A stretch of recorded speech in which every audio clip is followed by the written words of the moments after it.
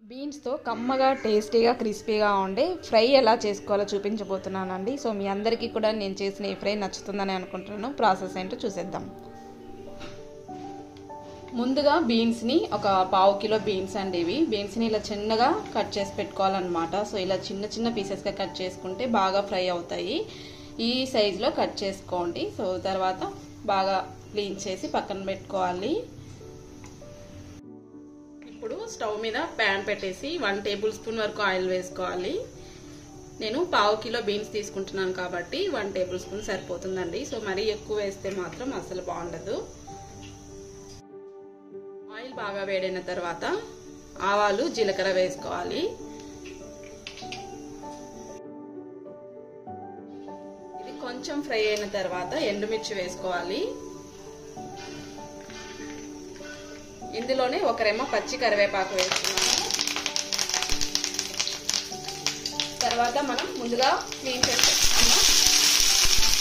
తర్వాత మనం already clean చేసి సన్నగా కట్ చేసి పెట్టుకున్న బీన్స్ కూడా వేసేస్తున్నాను. ఇందులోనే సరిపడా ఉప్పు వేసేస్తే బీన్స్కి బాగా పడుతుంది అన్నమాట.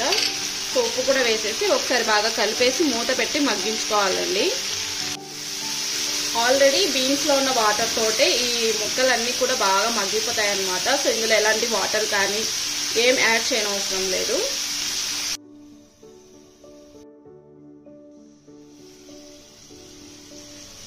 ఇప్పుడు ఒకసారి మధ్య మధ్యలో కలుపుకుంటూ వీటిని ఫ్రై చేసుకోవాలి. సో ఇందులోనే చిటికెడు పసుపు కూడా వేస్తున్నాను.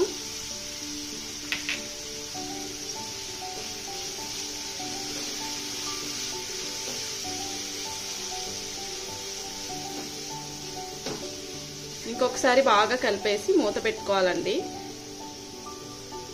చాలా వరకు బాగా ఫ్రై అయిపోయింది. ఇంకా 10 నిమిషాల వరకు సిమ్లో ఫ్రై చేసుకోవాలి.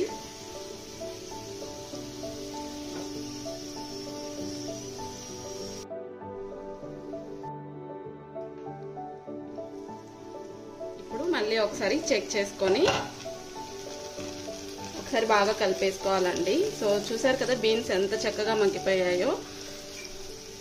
ఇలా బాగా ఫ్రై అయిపోవాలన్నమాట. సో ఇప్పుడు నేను ముందుగా రెడీ చేసి పెట్టుకున్నాను పప్పుల పొడి. సో ఆ పౌడర్ ఇందులో వేసేస్తున్నాను అన్నమాట.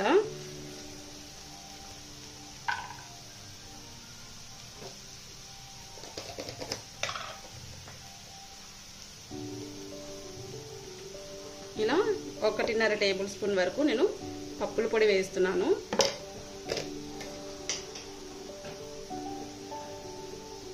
ఈ పప్పుల పొడి వేసిన తర్వాత నేను వెంటనే స్టవ్ ఆఫ్ చేసేస్తానండి, లేదంటే ముద్దగా అయిపోతుంది అన్నమాట. ఇలా అంతా కూడా ఒకసారి బాగా కలిపేసుకొని